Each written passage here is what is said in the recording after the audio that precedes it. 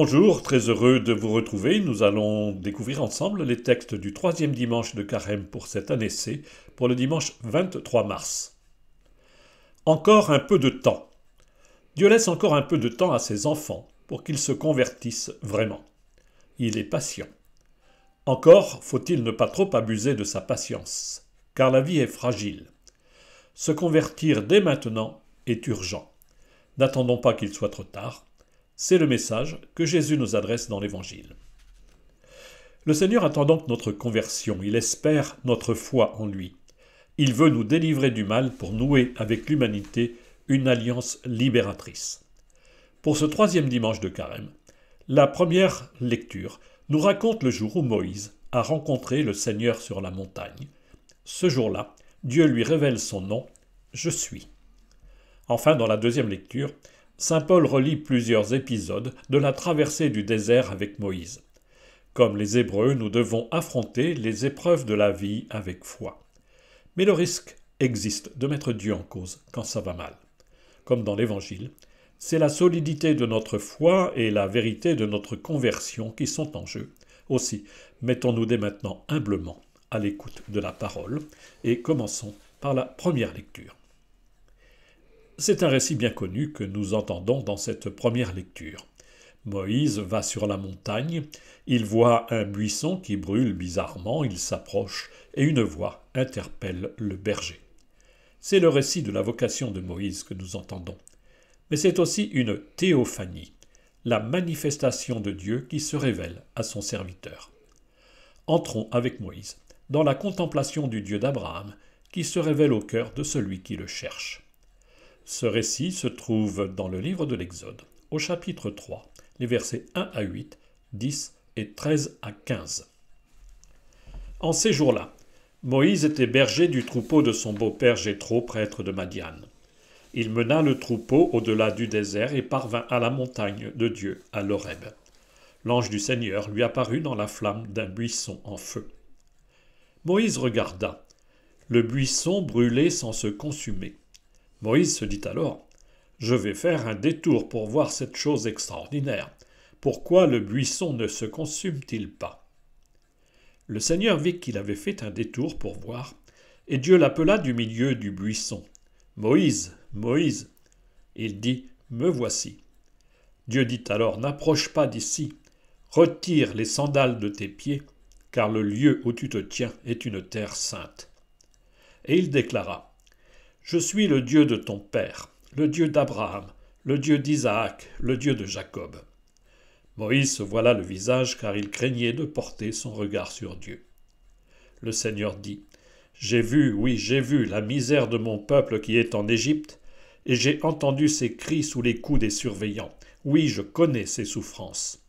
Je suis descendu pour le délivrer de la main des Égyptiens et le faire monter de ce pays vers un beau et vaste pays, vers un pays ruisselant de lait et de miel. Maintenant donc va, je t'envoie chez Pharaon. Tu feras sortir d'Égypte mon peuple, les fils d'Israël. » Moïse répondit à Dieu, « J'irai donc trouver les fils d'Israël et je leur dirai, « Le Dieu de vos pères m'a envoyé vers vous. Ils vont me demander quel est son nom. Que leur répondrai-je » Dieu dit à Moïse, « Je suis qui je suis. Tu parleras ainsi aux fils d'Israël. Celui qui m'a envoyé vers vous, c'est « Je suis ». Dieu dit encore à Moïse, « Tu parleras ainsi aux fils d'Israël. Celui qui m'a envoyé vers vous, c'est le Seigneur, le Dieu de vos pères, le Dieu d'Abraham, le Dieu d'Isaac, le Dieu de Jacob. C'est là mon nom pour toujours. C'est par lui que vous ferez mémoire de moi, d'âge en âge. » Nous voilà de nouveau sur la montagne, comme Jésus et les 3 disciples dimanche dernier dans le récit de la Transfiguration. Moïse, qui a échappé à la mort en Égypte quand il était encore un nourrisson, a dû s'enfuir au désert car sa vie est de nouveau menacée.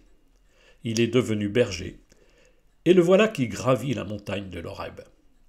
C'est là que le Seigneur lui apparaît, comme un feu qui brûle sans détruire le buisson ardent. Car Dieu est feu, chaleur et vie pour l'humanité. Une voix vient du buisson. Dieu est aussi parole. Il se fait reconnaître comme le Dieu d'Abraham.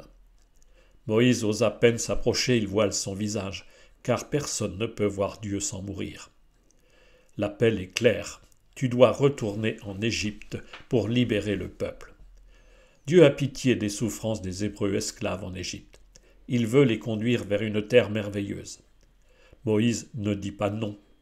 Mais encore une question. Qui es-tu? Quel est ton nom? Pour la première fois dans les textes sacrés, Dieu révèle son nom, je suis. 4 petites lettres, 4 consonnes dont personne ne sait vraiment comment les prononcer, puisque ce nom sacré est imprononçable. Et pourtant c'est bien je suis. Pour le peuple de Dieu, un autre nom le remplace, le Seigneur ou Kurios en grec, comme dans Kyrie eleison ou Dominus en latin. Apprenons de Moïse à voiler notre cœur quand nous nous tenons devant le Seigneur. Découvrons maintenant la deuxième lecture. Paul a séjourné à Corinthe entre 50 et 52 après Jésus-Christ. Puis il est reparti en voyage missionnaire. Il apprend que de grosses difficultés divisent la jeune communauté chrétienne. Il leur écrit pour rappeler le cœur de la foi. Il les aide à discerner comment vivre conformément à cette foi. Une question grave se pose. Peut-on acheter sur la place publique les viandes qu'on a sacrifiées aux dieux païens? Sans doute sont-elles bon marché. Au début du chapitre 10, où il va rappeler ce qu'est la vraie communion au corps du Christ, Paul prend le temps de rappeler ce qu'a vécu le peuple de Dieu avec Moïse dans le désert. De la première lettre de Paul aux Corinthiens, nous lisons au chapitre 10, les versets 1 à 6 et 10 à 12. Frères, je ne voudrais pas vous laisser ignorer que lors de la sortie d'Égypte, nos pères étaient tous sous la protection de la nuée et que tous ont passé à travers la mer. Tous ils ont été unis à Moïse par un baptême dans la nuée et dans la mer. Tous ils ont mangé la même nourriture spirituelle. Tous ils ont bu la même boisson spirituelle, car ils buvaient un rocher spirituel qui les suivait, et ce rocher, c'était le Christ. Cependant, la plupart n'ont pas su plaire à Dieu. Leurs ossements, en effet, jonchèrent le désert. Ces événements devaient nous servir d'exemple pour nous empêcher de désirer ce qui est mal comme l'ont fait ces gens-là. Cessez de récriminer comme l'ont fait certains d'entre eux. Ils ont été exterminés. Ce qui leur est arrivé devait servir d'exemple, et l'Écriture l'a raconté pour nous avertir, nous qui nous trouvons à la fin des temps. Ainsi donc, celui qui se croit solide, qu'il fasse attention à ne pas tomber. Paul reprend plusieurs épisodes du livre de l'Exode découvert en première lecture. Premier détail, comme dans le récit de la transfiguration dimanche dernier, Dieu se fait présent dans la nuée. Elle est présence divine. Par la nuée, Dieu accompagne son peuple, il ouvre la mer et fait traverser les Hébreux. Pour Paul, c'est une image du baptême qui sauve et libère du péché.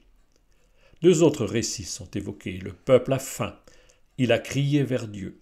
La manne, nourriture tombée du ciel, sauve le peuple de la famine. Le peuple a eu soif, il crie vers Dieu. Sur l'ordre du Seigneur, Moïse frappe un rocher et une source jaillit. Cette nourriture venue du ciel ou ce rocher d'où sort la vie, pour Paul, c'est le Christ. Dans le désert, le peuple s'est souvent détourné de Dieu. Il se plaint constamment. Son péché est mortel. Ne tombons pas, nous dit Paul, dans la même méfiance qui éloigne de Dieu.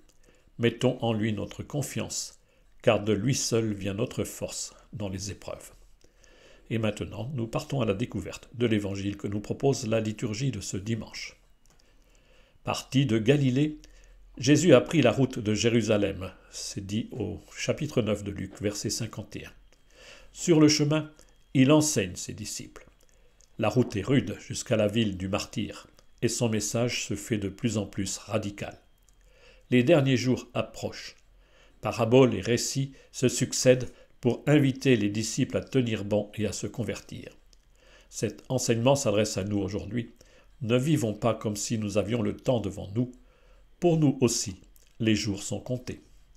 Ces paroles de Jésus se lisent au chapitre 13 de Luc, les versets 1 à 9.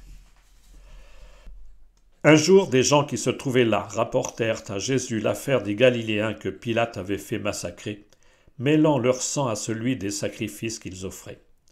Jésus leur répondit : « Pensez-vous que ces Galiléens étaient de plus grands pécheurs que tous les autres Galiléens pour avoir subi un tel sort? Eh bien, je vous dis, pas du tout. Mais si vous ne vous convertissez pas, vous périrez tous de même. Et ces 18 personnes tuées par la chute de la tour de Siloé, pensez-vous qu'elles étaient plus coupables que tous les autres habitants de Jérusalem? Eh bien, je vous dis, pas du tout. Mais si vous ne vous convertissez pas, vous périrez tous de même. Jésus disait encore cette parabole. Quelqu'un avait un figuier planté dans sa vigne. Il vint chercher du fruit sur ce figuier et n'en trouva pas. Il dit alors à son vigneron, « Voilà 3 ans que je viens chercher du fruit sur ce figuier, et je n'en trouve pas. Coupe-le, à quoi bon le laisser épuiser le sol ?» Mais le vigneron lui répondit, « Maître, laisse-le encore cette année, le temps que je bêche autour pour y mettre du fumier. Peut-être donnera-t-il du fruit à l'avenir, sinon tu le couperas. » 2 faits divers servent de point d'appui au message du Christ. Des gens racontent à Jésus comment Pilate a fait massacrer des Galiléens. On sait combien Pilate était un gouverneur impitoyable qui n'hésitait pas à mettre à mort tous ceux qui s'élevaient contre le pouvoir de l'envahisseur romain. Jésus y ajoute un autre drame. À Jérusalem, une tour en construction s'est écroulée, causant la mort de 18 personnes. La violence politique de l'époque résonne lourdement en écho aux épreuves de tant de peuples aujourd'hui. Et l'accident de la tour de Siloé aurait pu trouver sa place en une de nos journaux, comme tant de drames qui provoquent l'émotion des foules. Jésus pose alors cette question. Ces victimes sont-elles mortes parce qu'elles l'auraient quelque part mérité? Dans le livre de Job, 3 amis essaient de convaincre Job que les malheurs qui l'accablent ont leurs racines dans ses péchés. Et Job se défend. Dieu lui donne raison. C'est bien ce que fait Jésus ici. Pensez-vous qu'elles étaient coupables? Pas du tout, car le malheur n'est pas une punition divine. En revanche, Jésus avertit. Personne n'est à l'abri de connaître un jour une telle épreuve. Ces 2 récits viennent illustrer l'enseignement qui précède directement ce passage. Restez en tenue de service, votre ceinture autour des reins et vos lampes allumées, chapitre 12, verset 35, ou encore « Vous aussi tenez-vous prêts, c'est alors vous n'y penserez pas que le Fils de l'homme viendra », même chapitre 12, verset 40. Jésus demande qu'on vive le cœur en alerte, prêt à vivre une conversion exigeante et radicale, car le jour du jugement est proche, et ce jour-là, je te le dis, tu n'en sortiras pas avant d'avoir payé jusqu'au dernier centime. Luc 12, verset 59. La parabole du figuier stérile vient pondérer ces paroles bien rudes. Le Seigneur attend que nous portions les bons fruits de la conversion. Or, comme le figuier qui use la terre sans rien produire de bon, nos vies sont parfois stériles. Oserait-on dire que Dieu est tenté de couper le mauvais arbre à sa racine? Et pourtant, le Seigneur est patient. Il nous laisse du temps pour nous convertir. Les jours qu'il nous donne de vivre sont pour nous rapprocher de lui. C'est bien le sens même du carême. Du temps donné en surplus, comme les prolongations dans un match de foot. Du temps gratuit et offert pour mettre notre vie au diapason de la vie divine. Du temps pour prier. Du temps pour aimer en acte et en vérité, comme le dit Jean dans sa première lettre, chapitre 3, verset 18. Du temps pour apprendre à partager avec ceux qui manquent de tout, comme ces réfugiés qui viennent chercher chez nous la paix qu'ils n'ont plus chez eux. Bon dimanche.